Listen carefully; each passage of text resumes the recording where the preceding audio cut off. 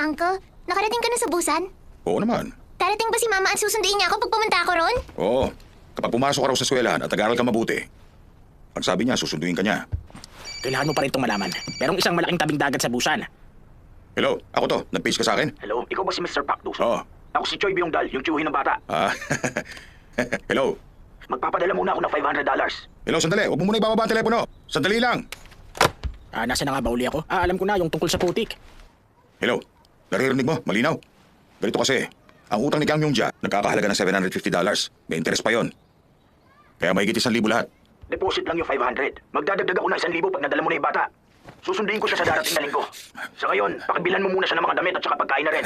Pakipasyan mo rin siya sa Seoul. Oo naman. Sige, gagawin ko yan. Sa ngayon, hihintayin ko muna yung deposit. Kaya ipadala mo na. Anong sabi niya? Magpapadala siya? Oo. Magde-deposit muna siya ng 500. Tapos ibibigay niya yung kulang pag sinundo na yan. Oo. Yan, malapit ka na pumunta sa magandang lugar.